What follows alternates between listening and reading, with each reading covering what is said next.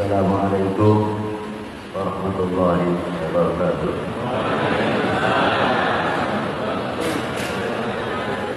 Alhamdulillahi wahdah. Wassalatu wassalamu ala sayyid al-kamil fil fadail alladhi khassahu bil azal sahih jami' sifatil kamaliyah. وجعلته واشرة العظمى لأهل لا إله إلا الله سيدنا محمد رسول الله صلى الله عليه وعلى آله وصحبه في كل لمحة ونفس عدد ما وسعه علم الله أما بعد.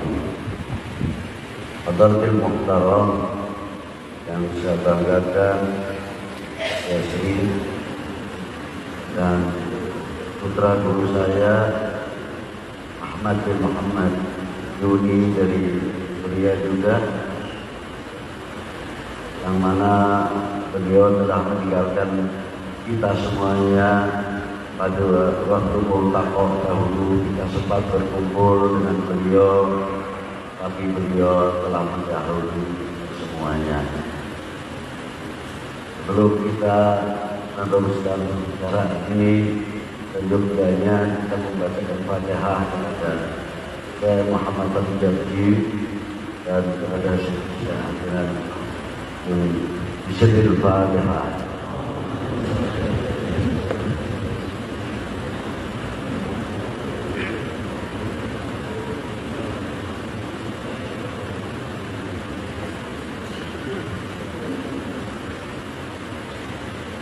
Dan saya hormati perwakilan dari MHAN, Bapak Kolonel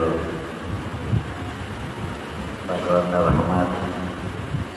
Hadirin wal hadirat, maaf apabila saya tidak bisa menyebutkan satu persatu, tapi kesempatan yang baik pada siang hari ini bagaimana dunia tarekat terus berusaha berjuang yang tidak monoton kepada kesulitan dunia tarekat al-mu'tabarah di Indonesia saja, tapi berusaha bagaimana dunia tarekat bisa berjuang, bisa mengembangkan tarekat dengan melalui al-taqwa as-sufiyah bil alam.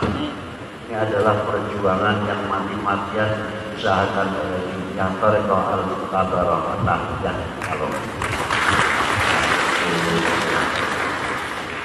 maka dari itu kita bisa menyelam, bisa mengambil beberapa hikmah-hikmah maupun secara ilmiah dari beberapa masyayikh yang kita undang, sehingga kita bisa mengenal, bisa bertukar pengalaman yang mencetuskan bagaimana seandainya Nahdlatul Ulama walaupun dengan kata lain, tapi asasnya adalah Ahlus Sunnah wal Jamaah, bisa berkembang di setiap negeri-negeri selain Indonesia. Itu memang harapan kita semuanya. Kita mengingat perjuangan Syekh Hasyim Asy'ari. Maaf saja banyak yang menceritakan Syekh Hasyim Asy'ari mau terbentuknya Nahdlatul Ulama saja. Tapi sebetulnya yang telah dialami oleh beberapa tokoh-tokoh kita yang luar biasa seperti Mbah Hasyim Asy'ari, Ahmad Jazuli Ploso, pada waktu itu munculnya paham-paham yang luar biasa. Berapa ulama-ulama kita min ahli sunnah wal jamaah di Qahira, Suria, di sebagian di Timur Tengah dikejar-kejar oleh oknum-oknum manusia yang sehingga banyak dibunuh dan lain sebagainya. Syekh Hasyim Asy'ari bagaimana menyelamatkan Indonesia yang pertama dari bentuk akidah tersebut, sampai apa yang terjadi kepada Ki Ahmad Jazuli Ploso, bagaimana beliau menyelamatkan dirinya sampai mengubur badannya sendiri supaya tidak diketahui, hanya modal dengan darah Ibnu Khairat. Dari situlah Mbah Hasyim. Tapi satu sisi untuk menyelamatkan akidah Ahlussunnah wal Jamaah, tapi satu sisi harus berhadapan dengan penjajah. Selaku anak bangsa tertuntut karena mempunyai harga diri. Yang kedua, mempunyai kehormatan untuk bangsa ini. Dan yang ketiga, mempunyai jati diri. Tidak mungkin selevel Kiai Hasyim Asy'ari akan bertumpang dagu di mana negaranya dijajah. PR yang paling berat dilakukan oleh Kiai Hasyim Asy'ari yang harus pandai-pandai untuk menjawab. Sebagian negara-negara yang lain pun sama seperti penjajahan Jerman memasuki dari mulai Persia, Mesir dan lain-lainnya, dan selain itu kepentingan sekutu pada waktu itu, dan bagaimana Inggris pada waktu itu masuk ke daerah Timur Tengah, khususnya di Saudi Arabia, dan bagaimana terbentuknya Urdun, Emirat, terbentuknya lain-lain apa yang ada seperti Oman dan sebagainya. Padahal tanahnya itu menyatu. Kalau di Indonesia maritim, geografi, maritim antar pulau ke pulau. Madura dengan Surabaya dekat tapi tidak menyambung. Ada lautnya dan belum lain-lain. Luar biasa Indonesia ini. Maka dari itu, dengan kita melihat apa yang telah berkembang di Timur Tengah, mana mungkin ulama-ulama seperti di Indonesia pada waktu itu untuk memikirkan lebih jauh. Maka dari itu sangat tertinggal dan tidak peduli dengan adanya Ahlussunnah wal Jamaah pada waktu itu. Tapi untuk menjadi pelajaran sejarah bagaimana pada waktu itu juga oknum sebagian dari kita telah jauh berhubungan dengan umarok. Sampai satu sisi akidah kita baik, perjuangan kita baik, tapi jarang bisa bergandengan dengan para umaroknya. Inilah yang menjadi masalah. Sehingga pandangan sejauh tidak melihat sebagian kacamata agama, tapi kacamata politik lebih didahulukan Ramadan ke depan. Inilah. Maka dari itu kita harus adil di bagaimana menyelamatkan saudara-saudara kita, mendukung saudara-saudara kita. Kami tidak mau menuruti campur tangan negara orang lain, tapi bagaimana partisipasi kita untuk menyelamatkan akidah Ahlussunnah wal Jamaah wal hikmah thariqah yang ada pada setiap negeri-negeri tersebut. Itu diantaranya. Maka dari itu kita sudah banyak tertinggal dari semenjak mulai zaman Bani Umayyah. Diteruskan oleh Bani Abbas, diteruskan oleh Umayyah, diteruskan lagi oleh Utsmaniyah. Isinya bertempur. Yang paling heran antar mereka al-muslim akhul muslim bertempur sendiri ma bainal Bani Umayyah wa bainal Abbasiyah. Ini perbandingan yang harus kita pelajari. Dan sejauh mana perkembangan ekonomi pada waktu itu kita tertinggal jauh. Maka apabila kita melihat negara kita yang luar biasa ini, di antaranya untuk memperkuat ketahanan nasional, bukan TNI Polri saja, bukan ulama saja, itu yang penting. Untuk bagaimana semakin kokohnya ketahanan nasional, ialah dengan membangun ekonomi, dengan membangun pertanian, dengan membangun perguruan tinggi, sehingga pesantren mempunyai modal ekonomi, tidak budaya proposal untuk diajukan.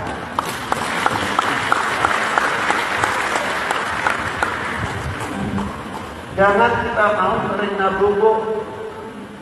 Ini kita berbicara untuk dalam negeri sendiri. Terusnya, jangan kita mau tertina bubuk dikasih PR terus masail. Bagaimana supaya habaib benturan dengan Nahdlatul Ulama, dan bagaimana dengan cara-cara yang lainnya. Untuk apa? Untuk supaya kita berpikir khilafiyah terus, tidak mampu menjawab tentang sektor ekonomi. Akhirnya kita tertinggal karena faktor yang disebutkan masalah khilafiyah tersebut. Kapan kita akan maju? Sedangkan bangsa lain, negara lain sudah luar biasa. Maka dari itu, adanya kepentingan al-multaqah sosial pada bulan hari ini kita titik beratkan untuk membangun sektor ekonomi pertanian. Kita ikut andil besar, bukan untuk Indonesia saja, tapi untuk al-muslimun yang ada khususnya di Timur Tengah maupun di Afrika, membangun ekonomi karena itu bagian pertahanan nasional. Jazakumullah bi hudurikum, dan saya mengucapkan terima kasih atas kedatangan Bapak atau Yai. Semoga dari bekal di sini bukan referensi program saja yang kita tumpuk, actionnya yang perlu kita dituntut. Mestinya kita banyak bercermin kepada wali sembilan khususnya. Terserahlah orang mau mengatakan wali sembilan turunan A, turunan B, masa bodoh, bukan urusan kita. Urusan kita bagaimana memajukan Indonesia, bagaimana memajukan ahli sunnah wal jamaah.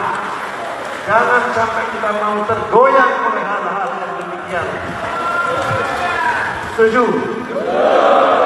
Alhamdulillahirrahmanirrahim. Dan perlu kita waspadai, jangan sampai ahli bait Nabi, para habaib, para ulama kita terpecah belah. Setuju? Setuju. Kita jaga Indonesia, kita jaga Nahdlatul Ulama, kita jaga TNI kita jaga Polri kita, karena ketahanan nasional yang sangat luar biasa.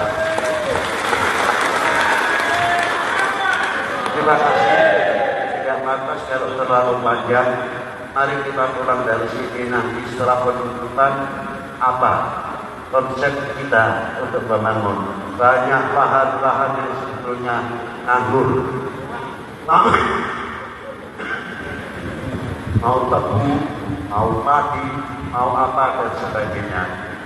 Jangan sampai kita itu menganggurkan, tidak terpakai tanah-tanah tersebut. Karena ingat bahwa ketahanan pangan Indonesia bukan karena kami tidak takut makan, tapi dengan ketahanan pangan ini kita akan melihat jauh bagaimana kebesaran Indonesia mau tidak mau akan menjadi kepentingan dunia lain. Maka dari itu kalau kita tidak mempersiapkan diri bagaimana untuk ketahanan pangan dan lainnya, karena itu bagian ketahanan nasional, kalau bukan kita sendiri, siapa lagi? Maka dari mari kita pulang dari sini sekali lagi untuk berjuang bagaimana bahwa setiap pesantren seperti saya Sarul tadi yang disebutkan di antaranya basmalah, bisa tidak kita menyalin, mengambil dari basmalah untuk berkembang pesantren Cirebon, Pekalongan, Tegal, Malang sampai ke Banten dan sebagainya. Kita mempunyai yang luar biasa. Itulah konteks yang dilakukan, khususnya kita meniru pada wali sembilan. Apa dikira wali sembilan datang ke Indonesia itu ada kesaktian? Yang satu mengeluarkan api, yang satu mengeluarkan tasbih, begitu. Nah, Allah tinggallah. Tapi bagaimana pada waktu itu beliau sudah memberikan contoh. Waktu ketika Malik Ibrahim masuk ke Indonesia, bagaimana Syekh Ibrahim Asmaroqadi masuk ke Indonesia, begitu bisa diangkat oleh Brawijaya yang agamanya Hindu. Sedangkan Malik Ibrahim maupun Syekh Ibrahim Asmaroqadi dari kita ulama, kita muslim kok percaya bisa mengangkat Nabi Ibrahim maupun Ibrahim Nasrani di luar biasa sekali. Dari situlah toleran yang luar biasa sampai mempunyai kepercayaan apa yang diberikan kepada ulama-ulama kita. Bahwa ulama-ulama kita terdahulu, coba kita bayangkan, ahli ekonomi, ahli pertanian, ahli obat-obatan, ahli kedokteran, beliau masuk turun ke bawah. Itulah diantaranya sampai sekarang. Makanya kita salut kalau Nahdlatul Ulama ada bintang 9-nya adalah wali 9. Kalau kita mau bercermin kepada Sayyid Abdul Qadir Al-Jilani, jauh bahkan.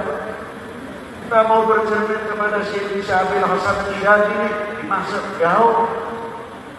Tapi kalau kita mau bercermin pada wali 9, Cirebon, Banten, Demak, sampai Sedayu, sampai Tuban, Gresik, Ampel, di mata kita. Namun pelajaran apa yang kita dapati dari para beliau sampai menyentuh kepada kita. Beliau di dalam umurnya masih mampu membangun ekonomi kerakyatan. Beliau di dalam umurnya masih bisa mempersatukan umat. Syarif Hidayatullah dalam umurnya sampai sekarang bisa mempersatukan perbedaan agama.